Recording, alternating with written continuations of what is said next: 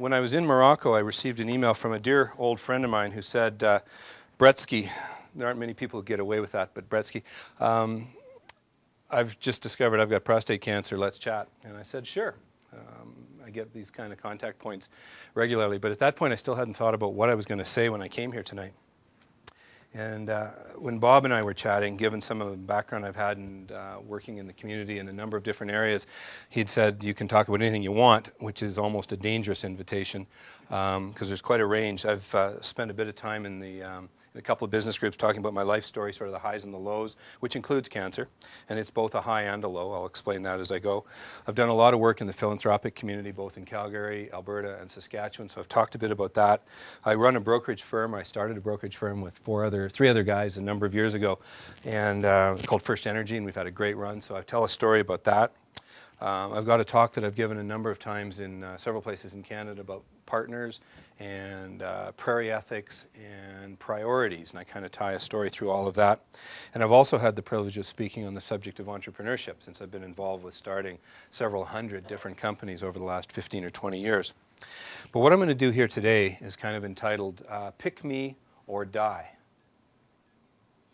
And it's the fight between the radiation group who says, you got to go with us or you might die, or the surgery group who says, you got to go with us or you might die.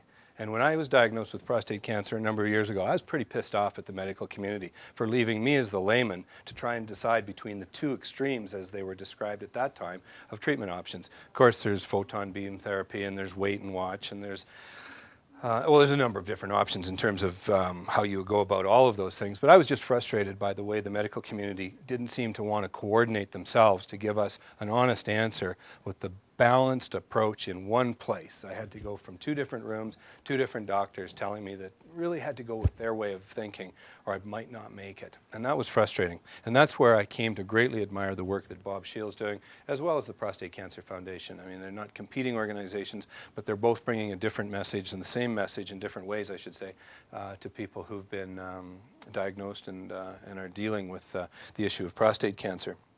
I'm sort of giving my personal health journey. In my youth, there was no particular issues other than I remember tonsils had to be removed. But that was sort of the thing that stuck out in my health journey. In the 20s, I was in great shape. I was active as a swimmer. I was competitive in a number of different sports. So physical fitness was important to me. In the 30s, I got involved with my business career. That took off. And quite frankly, I let my personal health, both mental and physical, start to slip as I focused entirely on my career.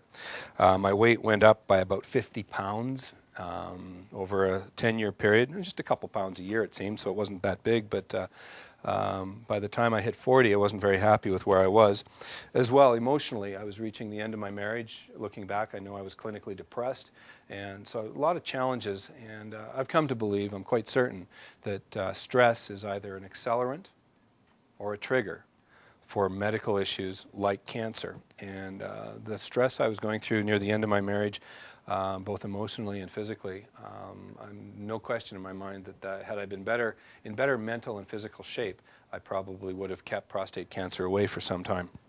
Anyway, in the early 40s, I went through a divorce, but I also got myself back in shape, lost the weight that I'd put on, and was back in relatively good shape. Some emotional issues, workaholism. I spent some time in therapy dealing with some of those things. But the challenge for me, the biggest challenge, was just slowing down or not slowing down to take a closer look at my own health issues. But I did take care of, every couple of years I went and had physicals done at places like the Mayo, the Cooper Clinic, and in fact it was at the, come on Margaret, what's the place in San Diego? Scripps Institute was where I was. As we bounced around looking at different medical, I was with some friends. We'd go down and kind of make a weekend journey or a few-day journey out of these things because I wasn't worried. I had no issues that I was going to have to deal with. And my PSA was 0 at age 40, and I don't know what it was at 41, don't know about 42, but or 43. But a month before I was 44, my PSA had climbed to 7.3. And the doctor had done a digital, didn't feel anything because, as it turned out, the gland was fully engorged or fully engaged in terms of cancer, so it felt smooth. But 7.3, and there I was. Had the biopsy work done about a week later in Calgary. I still remember June 28th at 11 a.m. June 28th, 2001, I got a call at 11 a.m. from my divorce doctor, my divorce lawyer, saying that I had finished my divorce. The last couple of issues that were outstanding were finished, so I could close that file. And at noon, my doctor in Calgary, my urologist, called me to say that he was really busy, or he'd like to deliver this message in person, but he was really busy because he was going out of town the next day, and he just wanted to tell me that I had prostate cancer. But he already knew what I should do. He'd booked me for surgery, and if I had some time, he would spend a few minutes with me and explain what that meant to me. I was slightly underwhelmed with the bedside manner and a little frustrated by it. And I took upon myself to then start my own research program. I was single at the time, so I didn't have the support of a spouse or a girlfriend to kind of go through the process. And it was a little bit lonely, I'll absolutely admit that. So the next day, June 29th, headed up to the cabin with my kids. I still remember my nanny was driving a group. We had my 3 kids, and there was 3 other kids, and so a large group of us heading up. And I can remember a few tears hitting me as I was driving along. I hadn't had anybody to talk to about what I'd been told, but I knew I wanted to do some homework. And I just remember having a few tears come at me, and I sat up. I was in the front seat of the truck and kind of choking up, and my son tapped me on the shoulder and said, "What's wrong?" And I looked at him and said, "I have to pee." So we pulled the truck over on the highway, and we all jumped out and peed, and that was the end of my crying over cancer. It was 2 or 3 minutes of emotion, but that was my introspective moment. Also on that drive, I took some time and wrote out my will, not my will, sorry, but my funeral plans in terms of what I wanted in terms of a celebration of life. And that was a cathartic process by actually facing one of those things that we all put off. I mean, we're all going to die. That's a given. We're all going to have a funeral. That's a given. But nobody ever really wants to face the fact that that given is around the corner. Yeah, hopefully it's 30 years, 50 years, 70 years around the corner. But taking the time to actually write out my thoughts on what I wanted to do, who the pallbearers would be, who would speak, just the simplest things. It was all on one page. I can tell you it was one of the most cathartic parts of the whole process, where I could just take that, fold that into 3, stick it in an envelope, and stick it in a file with my will. That was done. And I didn't have to think about that again, because that was me dealing with dying. Now I could get on with dealing with living. And that was the next part of the process. July 1st was my birthday, but it was also a holiday in the United States. So it was it was a working day in the United States, but a holiday in Canada. So I used that as an opportunity to get on the phone, and kids were out on the lake, and I started getting on the phone with a number of U.S. medical clinics to explore other options. I'd been told that surgery was the only thing I needed to look at, and the more narrow-minded the doctor was, not narrow-minded, the more focused the doctor was in telling me my only option really was surgery, the more I wanted to explore all the options. And ultimately, I ended up going down to Reno, Nevada, and visiting an absolute quack, just a goofball. But it was an interesting day. Then I got over to, I went to Swedish Medical in Seattle and met with one of the top people who practices in the work in terms of radiotherapy and brachytherapy. And then I ended up over in Sarasota, Florida, meeting with a guy named Michael Dottoli. And I was fortunate to be in the financial position to look seriously at what the options were anywhere in the world. And the Dottoli Cancer Center, for me at the time, I kind of looked at the Canadian medical system as a series of Chevrolet and Ford dealerships. And in the U.S. medical system, where you could pay for service, I could find myself a BMW or a Mercedes dealership and just step it up a little bit. And in the Dottoli Cancer Center, I found a Bentley dealership. The guy was young, handsome, arrogant, cocky, bright, all the things that I wanted in the guy who was going to look after me, because I felt like this guy had a reason to be that cocky, that arrogant. And he'd come out of the Sloan Kettering system. But the process that he developed, they'd had 5,000 or 6,000 people go through the Dottoli Cancer Center, purely prostate cancer focused, but it was hormone treatment followed by external beam radiation followed by seed implant. And then if you needed it, incremental radiation. And I'll talk about that. But the process then really was, for me, exploring my options down in the U.S., looking then at the pros and cons of of surgery versus radiation. I had an 85% probability of cancer outside the gland in the Parton tables, if you're familiar with those. So given my age, I was 43, my PSA, my Gleason was 7, 4 plus 3, and so you plug that all in, 85% probability of cancer outside the gland. When my own doctor said to me, when he opened me up, he said, I will just look, and if I see any cancer outside the gland, I'll scrape it away. Intuitively, I'm an engineer, intuitively I'm thinking there's blood all over the place. Cancer is microscopic, what are you going to see? So I lost confidence in that guy immediately and really felt more comfort for me, and again, for me, in the radiation process. I'm fully aware and fully believe in the surgery process. Absolutely. I'm not for a moment suggesting there isn't a place for it. That's not my message at all. But for me, at that time, my comfort level was derived by going with the radiation program. So over the course of July, I ended up taking my children down, or I was a holiday that had been pre-planned to Europe, and gathered the kids, and I still remember telling them, because I didn't know how to tell them, but I didn't want to tell anybody that I had cancer until I knew what my treatment program was. I wanted a process in place. And so the first chance I was going to have to explain to my children was actually, one of them had been in Switzerland for a little while, and we met up at the Frankfurt airport. And so I sat with the kids there and explained that I had cancer. And frankly, I screwed that up pretty good, because they were upset. My son, I think the way I left him the message was he was fairly certain he was going to get prostate cancer in the next few weeks.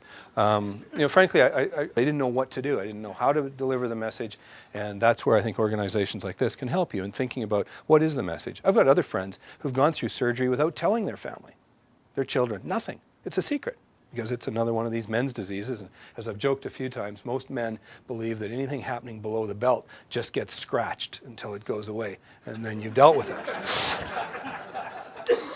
And as you guys well know, you can scratch all you want, but prostate cancer is not disappearing that easily. So anyway, I told the kids I had cancer, and that didn't go over well, and I didn't know what to do, how to recover from that. But 2 or 3 weeks later, I knew I was going to be going down to Florida for the balance of the summer, and I was kind of looking forward to Florida because the weather was good. But it turns out Florida in August is too hot. It was miserable hot. Trying to golf there in 95 and 100-degree weather was, and that only went on for the first couple of weeks anyway. I got out for 3 or 4 games with some of the people. One of the other things that I'll mention that I did when I found out that I had cancer, I emailed 4 friends of mine and said, a buddy of mine has prostate cancer, has cancer. I didn't say what kind of cancer. A buddy of mine has cancer and is looking for a psychologist to work with him on his attitude. And I sent it to Ken King, who at that time was still at the Calgary Herald, and was just going over to the Flames. And I sent it to Jim Poplinski, who's a hockey player, came out of the Flames organization. Sent it to a buddy of mine who's a golfer at the semi-pro level. And I sent it to Ron Bremner, who was at that time the guy running the Calgary Flames, because I thought that cross-section. 3 of the 4 came back and said, don't tell me you're the buddy. And they got back to me within probably 20 minutes, which was unusual. But out of that process, I ended up meeting with several sports psychologists to look at my mental attitude in terms of dealing with cancer. I looked at it as something that I didn't want to come, it wasn't a game I could come second in. Had to win. No choice. And so I ended up dealing with a sports psychologist named David Paskovich up at the University of Calgary. And I remember the first thing he wanted me to do when he discovered that I had a bit of a work addiction tendency was to read a book by Robin Sharma called The Monk Who Sold His Ferrari. And I said, look, I'm pretty busy. I really don't have time for this kind of stuff. And I still pissed him off when he found out that I had one of my staff read the book and do a book report. And so we kind of shortened the process, but I was able to go in and intelligently discuss the book with him, and I made some comment about, well, I haven't actually read that part of the chapter. He said, well, what did you read? Well, okay, I didn't read any of it, but anyway, the book report was handy. And what I took out of that process, though, in terms of sports, the sports psychologist, was that this guy had a particular passion for looking at the correlation between mental toughness and long-term physical health. And I think there's a whole world of work to be done in that area. There's stories or legend about athletes overcoming disease in many different ways. So I was fascinated by that. The 2 things that he spent a bit of time with me on, one was imagery, mental toughness, the whole process of, like when I went into the radiation equipment, he got me thinking about the sound of the cancer frying, the smell of the cancer frying, what it looked like. And I developed my own small mantra that when I was in the radiation equipment, it was very simply fry, cry, and die. Now, did I help kill the cancer? I don't know, but did I hurt it? Or helps the cancer survive? I doubt it. It felt good to be part of the process, and that was one of the things he taught me in terms of visualization. The second thing was to surround yourself during the process of dealing with cancer or any disease with the genres of humor and inspiration. You can do that by books, you can do that by people, you can do that by movies. There's one particular movie that I watched, a sports movie by the Hounds of the Notre Dame, Rudy, if any of you have ever seen it. And I watched that movie every second night, and I cried at the same spots every second night while I was down doing my own treatment. But it was a story of inspiration. It was a story about overcoming the absolutely unbelievable odds of a young guy making the Notre Dame's football team. So again, mental toughness comes in both humor and inspiration. It's a choice as to whether or not you want to follow any of that. August and September of 2001, I ended up at the Totoli Cancer Center. I had one particular speed bump one night when I'd asked, literally begged, so that I could move back my departure back to Calgary by 2 or 3 days, just the timing. I had to do 23 treatments, and they allowed me to do a BID, which in the medical world is 2 in 1 day, and I was 2 radiation treatments. So on Friday morning, I went at 7 a.m., did a treatment, and I was the very last patient on Friday afternoon at 5 p.m. or whenever they were shutting the equipment down. The next day, about 6 p.m., supper time, I started developing some unbelievable pains in the side of my body. And not knowing what it was, I put ice on it, tried to cool it down. Things just got worse. I ended up having dry heaves. I was lying on the floor in the bathroom. I was living in a motel just outside of Sarasota. And again, by myself, dry heaves, trying to throw up, pain that I'd never imagined. And it all happened right after I'd asked for this opportunity to do 2 radiation treatments in a row. So then I phoned the clinic, and of course they say the after hours number at the clinic says, got a problem, go to a hospital. Damn, it's not going so good. And so I ended up jumping in my car and driving to emergency. And I remember seeing a cop at the side of the road, and I had my head, I pulled the steering wheel, and my head was pushing on the steering wheel to try and deal with the pain in my back. And I was looking underneath the steering wheel, and it was now 8 o'clock at night, it's dark, and I saw a cop, and I thought, you know, if I stop for the cop, he'll make me get an ambulance, and it'll cost me another 10 minutes, so I'm just going to keep bolting down the highway as I was driving. And I got to the hospital, and make a long story short, I was passing a kidney stone. It had nothing to do with the radiation. But I, of course, was fairly certain that it had something to do with the radiation. And of course, I treated it all wrong in terms of ice, and I couldn't have done things. Anyway, speed bumps. The other thing that happened during the radiation process, I had hoped upon hope that I could keep my attitude up through all of that in terms of sexual function, in terms of willingness to work out and train and do stuff like that. But by the 3rd week, and I had booked the first appointment every morning at 7 a.m. to be the first person through so that I'd have the whole day to do whatever I wanted. Well, by the 3rd week, do whatever I wanted was go back to bed. And that's just part of the process. I ended up coming home, finishing up my external radiation, coming home, and then 9/11 occurred, the attack on New York. And I went back about a week and a half later to do my to do the seed implant. And one kind of amusing moment. I don't know if any of you are going to go through seeds or have gone through the seed therapy process, but I was lying on the bed and for the surgery, and so involving putting these seeds through the space below your testicles and above your rectum, whatever the technical terms are, but. They were going to put these hollow needles in so that they could slide these seeds up into your prostate gland. But I'm lying on the bed, and they've got a couple of short tubes with a piece of paper between, so that or not paper, a piece of cloth, so I couldn't see whoever was in the room working on me. And so I'd been given an epidural, so the bottom part of my body's frozen. And I heard this ripping sound. And men know the ripping sound of duct tape. I mean, it's just something we intuitively understand. And I could hear this sound.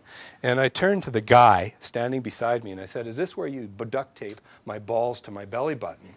And turned out there was about 10 people in the room, and they still use that line as part of the process. I don't know what they were doing down there, and I don't know if it was duct tape. But anyway, that was part of my my adventure. I remember coming home.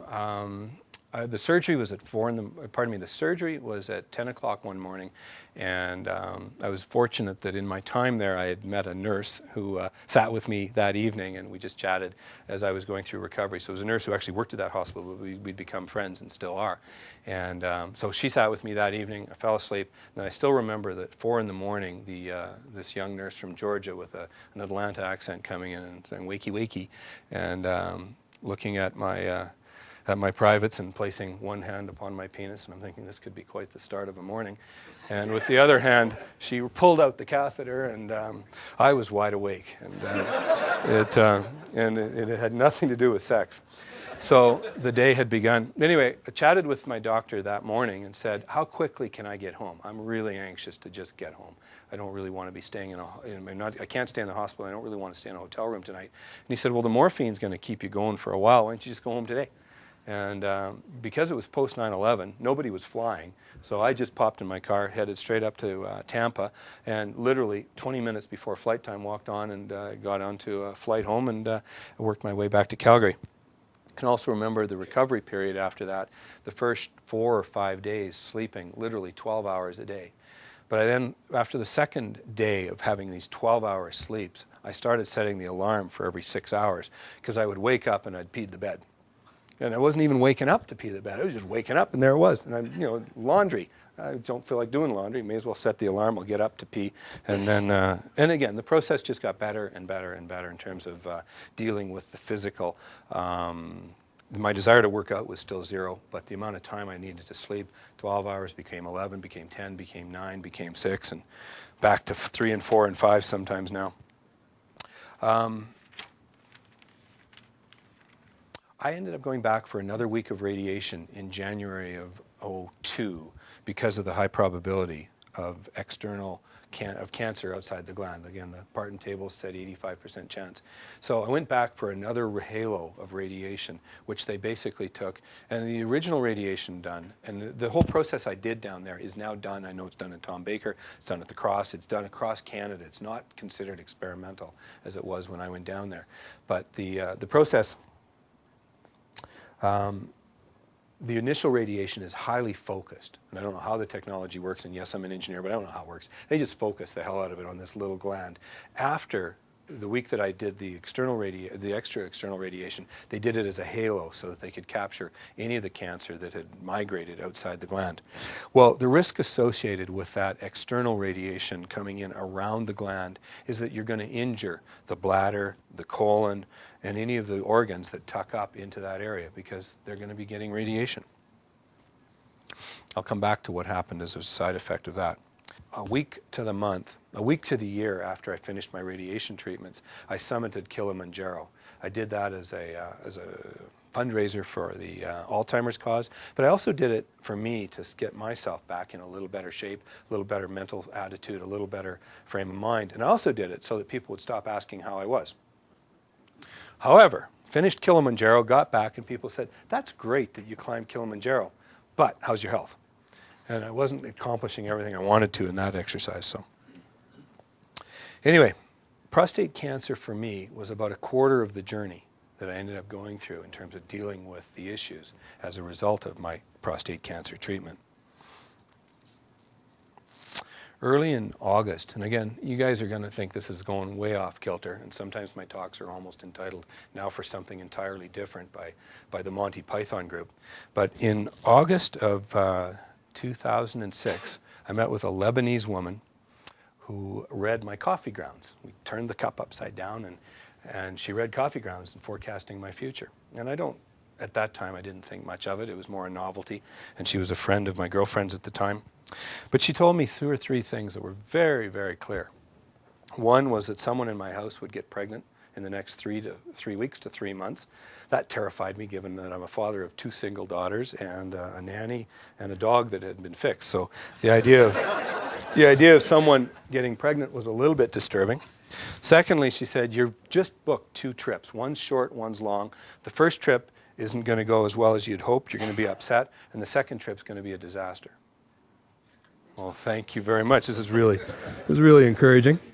She also then said, by the end of the month, you're going to be hospitalized for emergency surgery. You're going to be sick for several months. And she shared a few other personal observations about where she thought my relationship was going with my girlfriend. Anyway, long story short, I had just booked 2 trips. One was flying one way to Edmonton so I could catch up with my son at a volleyball tournament and then drive back. Well, I started bleeding at that volleyball tournament. And I can remember, my pants got a spot of blood where there's usually a spot of pee. There's now a spot of blood, and it's not going so well. And a friend of mine, an older friend of mine, once said, stop worrying about the dribbling. Just wear dark pants. It's something that all men know. And but I'm wearing a pair of light gray or a light brown khaki hiking pants, and there's all of a sudden some blood starting to form. And one of the women, who was a mother of one of the other kids, looked and said, Brett, are you okay? And I kind of said, I don't know. I actually don't know. So I went and grabbed a Kleenex and trying to wrap the tip of my penis, trying to stop the bleeding, but we didn't know where it was coming from, what was going on. So upset? Yeah, I didn't. It was just unnerving. Like, what's happening here? The second trip was one that I had booked to take my son down to Toronto for a volleyball tournament as well. And it was at that volleyball tournament that my bladder plugged, and I ended up going to emergency at the Toronto East General Hospital. By the time I got there, my blood pressure was 197 over 140. They asked me my name. I started to cry. My son was with me. I had already crapped my pants because of a bladder spasm. I was terrified of what I was facing. I had no idea what was going on. This bleeding had gotten to the point where we'd lost control of the bladder function. Didn't know what the hell was going on. Anyway, long story short, catheter in, we relieved the pressure. The blood that's in there has started to coagulate. It looks like a combination of maple syrup and lumps, and we get that all flushed out, and that begins the process for me of what was 3 months of trying to heal the inside of my bladder. So again, the psychic, kind of hard to ignore what she sat and told me. Long story short, it turns out my nanny she did get pregnant and had an abortion. I didn't know about this until one of my daughters shared with me. So the pregnancy came true. The 2 trips came true. I mean, the second trip to Toronto was an absolute nightmare. And ended up with changing doctors. My own urologist became Dr. Jay Lee in Calgary, whom I greatly admire. And Jay was with me when we went in to do cystoscopy. Get that word right. Went in to take a look, and I hated that process the first time. The next 10 or 12 times it gets easier. But that process was no fun. And he went in and discovered that one of the seeds had started to break through the wall of the urethra, which was where the original bleeding was coming from. Then they got up to the sphincter at the bottom of the bladder and discovered that had started to close in. So he couldn't get inside with the camera to see what was going on. So he said, I think I can expand your bladder neck, this constriction, by just sliding a wire up into your urethra. Thank you very much. This looks like it's going to be fun. And then we're going to slide a long, skinny tube along that wire, and we'll literally expand the bladder neck. Okay, come on, let's keep going. I'm not enjoying any of this. And he got in, and he had 5 of these expanding tubes to use, and the first one caused me to come off the table. And I remember he turned to the nurse and said, why don't we book for emergency surgery? I'd never had emergency surgery in my life. So at this point, I'm fairly certain that whatever I've got is going to last 3 months, because that's what the coffee grounds lady had told me. There was just no question. I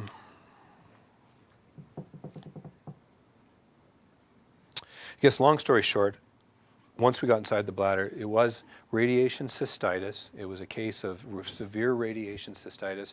When I ended up at the University of California, San Francisco, meeting with one of the top urologists in the United States, he looked, and I went there largely not because Jay Lee wasn't competent and capable, but I went there with Jay's encouragement, because they had seen more cases of radiation at these top clinics than had ever been seen in Calgary.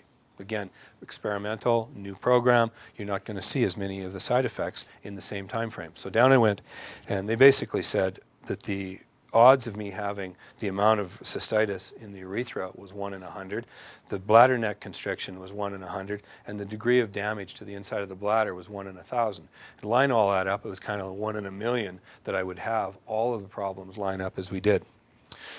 Ended up working very closely with a doctor here who got me into a program called hypobaric oxygen therapy, HBOT. And I ended up, the Canadian medical system allows, I think it's 15 to 20 HBOT treatments. But in the second month of this program of dealing with this, ended up hospitalized 8 times through emergency when the catheter was plugged and I couldn't get the pumping and the syringe and the pushing water into my bladder and pulling it back out. And that would happen 3, 4, 5 times a day. But when I wasn't successful, I ended up having to go to emergency where they could take in bigger pumps, bigger people, and pull harder. And believe me, if you've got a farming background, you understand the benefit of it. And this was, I ended up doing it on airplanes, ended up in office buildings, carried my own little tube because I knew when I could start to feel the pressure building in my bladder that I wasn't emptying into the tube and the catheter bag. I made notes here just because there were so many pieces happened as this all came along. One of the real problems, one of the severe problems was bladder spasms. Bladder spasms that would force me off the road or force me to fall over if I was walking. I had a bladder spasm right as with the 7th or 8th time that I came to emergency here, I just bypassed the emergency entrance and went straight to urology. Pissed off just about everybody, but I was in so much pain, it was a waste of time to be spending time with these morons that I was dealing with who would go, what's the problem this time? Well, same problem as last time, but thank you very much, we're going upstairs. So I just went by, and then I ended up having a spasm right at the desk, collapsing on the ground. They then spent a little more time with me, and I met a Dr. Baverstock, if any of you are working with him, and I came to really appreciate him. He was outstanding. Anyway, that was the last time in terms of treatment here, or treatment that was required in a hospital setting. When I got to California, the first thing the guy said is, how many treatments of HBOT have you had? Didn't ask whether I'd had it, he asked how many. So he knew. And he said, you're going to need 50 or 60. The Canadian system limited you to 15 or 20. So at one time, until the Canadian system rolled over, I was going to have to fly to Vancouver every day to have HBOT because that was the only place I could pay for it. Well, either that or I could have moved there, but for the half hour, it was a 2-hour program. So I ended up doing HBOT here, but it was reluctant with a lot of pushing and ended up doing a total of 50 treatments. I went to every alternative medical therapy possible, from the naturopath to a medical intuitive, to a Chinese herbalist, to a Chinese acupuncturist. I had more pins and needles, and I was just following every process possible, partly out of desperation, partly out of frustration. I was never suicidal. But I knew I couldn't go on living with that kind of pain and that kind of discomfort. I had to set my alarm for several weeks, every 90 minutes during the night, so that I could wake up and pull the blood out of my bladder before it coagulated, before it became a problem for me. So, frustrating? Absolutely. One of the things, though, that I did discover was a healer.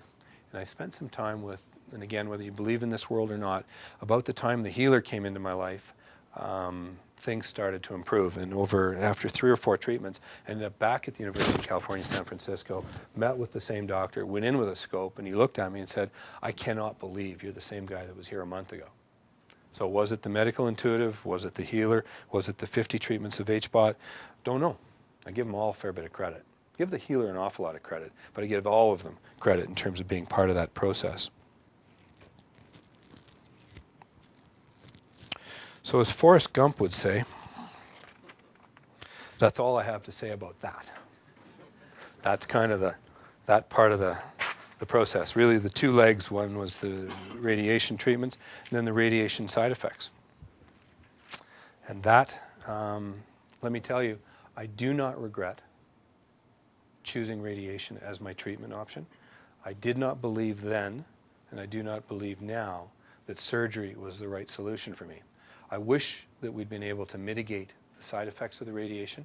I'm standing here in the best shape I've ever been in my life to tell you that as much as that radiation process in the 2 or 3 months it took was hell, it was living hell for me, I got through it. And I know, given the way they manage radiation treatments now, is different than they did 6 years ago. The protocols are different, the intensity is different. Some of the treatments that they use for coating the inside of the bladder, for example. Did I mention anal bleeding as well? I mean, all of these things came to pass at the time, but I'm very comfortable that I made the right decision in terms of choosing radiation as my treatment option. Now, like I said, I have nothing else to say about that, but I'm happy to answer any questions. or go in any direction anybody wants in terms of talking about this. Bob? Brett? Anybody have any questions? Do you still have rectal bleeding? I do not. That cleared up with the when the bladder cleared up, but that was hugely frustration. Hey, neighbor. Are you in a position to say who the healer was? There's a guy named Hub Gray, and Hub Gray. I don't know that he's still doing work in that area at all. He was 78 when I met him, so he's older. But I guess my real point there is more that part of my journey was being open to a healer. And I still remember the first time he sat beside me and said, here's what you're going to feel. And he started talking about energy going into my body. And it was the strangest thing. I'm an engineer.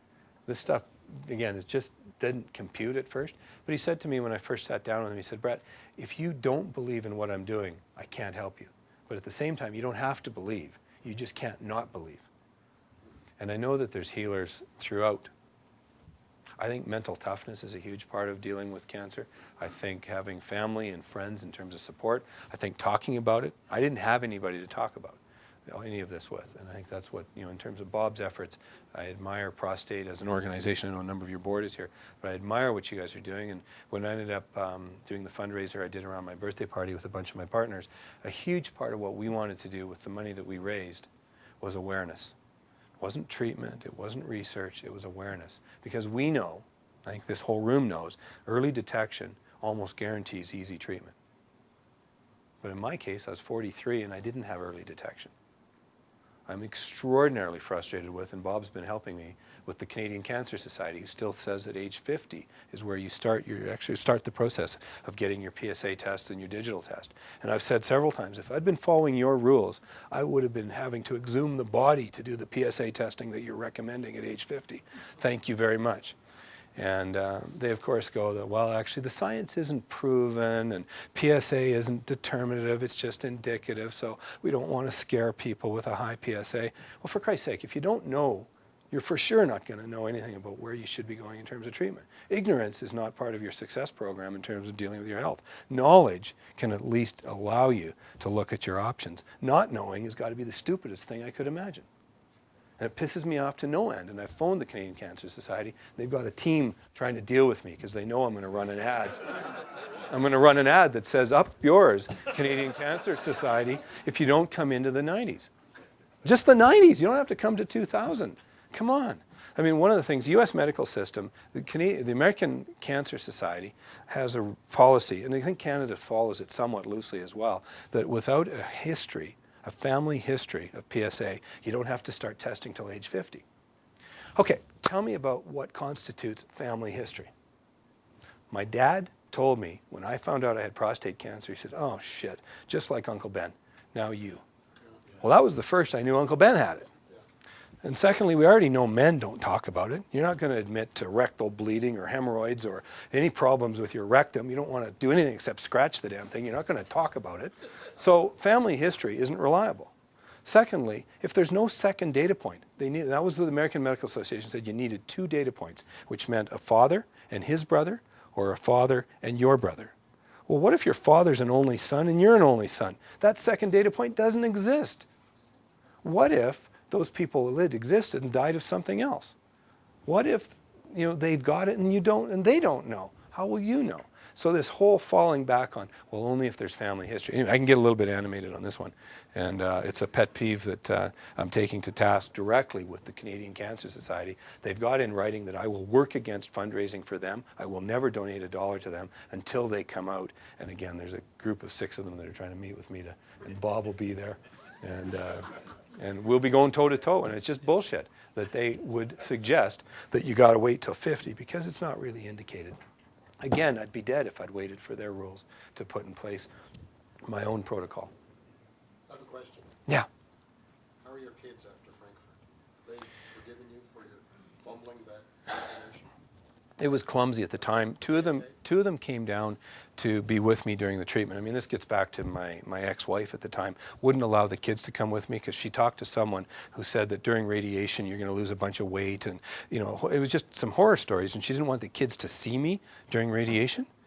there was nothing I wanted more than to see my children in the middle of that process. She wouldn't let my son come. He was 8 at the time, but she let the girls come. They were, I guess, 12 and 14.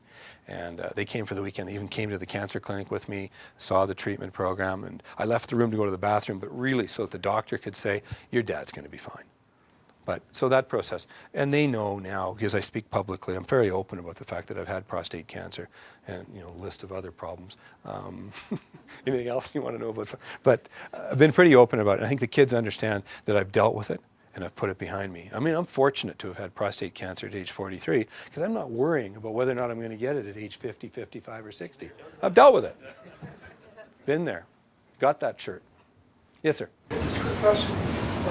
I was diagnosed with prostate cancer when I was 69. Yep. And the doctor said you've got 3 choices, radiation and or medical surgery. I was hoping there's something I could find out, or maybe if you're aware of your troubles, that could